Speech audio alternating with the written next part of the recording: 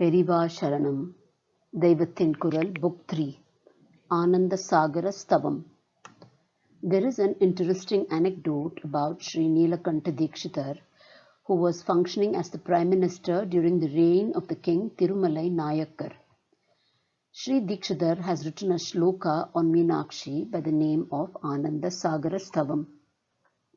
He was the grandson of the younger brother of Appaya Deekshitar, who was considered to be an Amsha avatar of Shiva.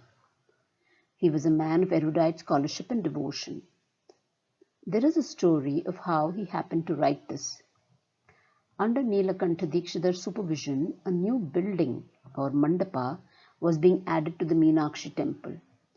Sumandira Murthy Achari was the chief architect or sthapati or shilpi. He was getting some statues made of the king with his consorts to be displayed in the new construction. While making the statue of the queen, there was a small, minute aberration on her right leg just above the knee that happened accidentally. In what was otherwise a beautiful statue, it became well nigh impossible to hide it. The sthapati went to Neelakanta Deekshitar and cried about the mishap. After some deliberation, he told the sthapati, "It is all right, you do not worry. To make the statue absolutely real, Ambaal herself has made this happen.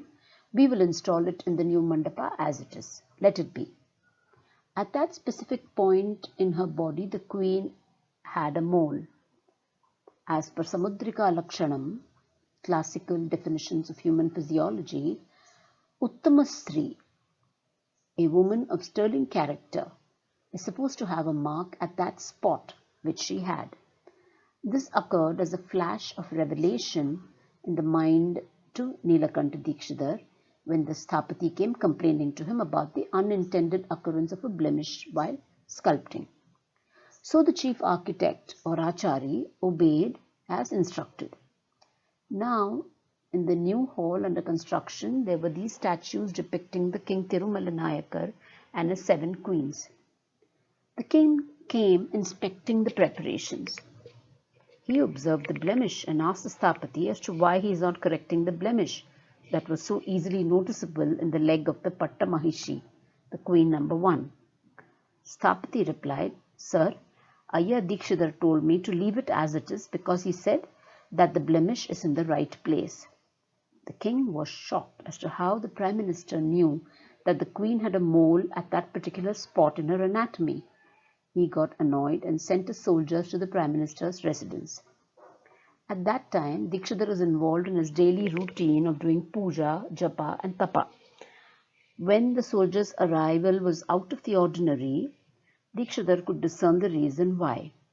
He put the burning camphor of the Deepa Aradhana, waving of the burning camphor before the gods, against his eyes and told the soldiers, "Go tell the king that I have inflicted on myself the punishment that he wanted to impart."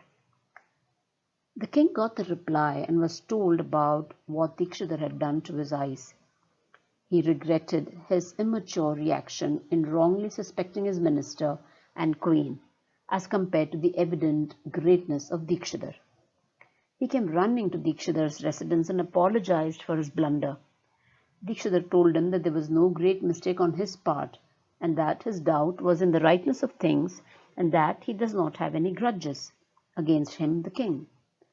The king beseeched Deekshitar, "It is all right that you have pardoned me, but till you remain blind, I can never be at peace. Please do something to get your eyesight back."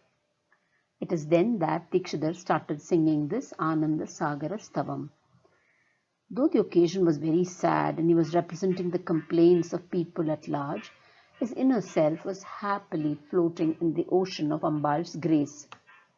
The end destination of all approaches, be it karma, bhakti or jnana, is to completely resign to whatever happens in one's life, accepting it as mother's will.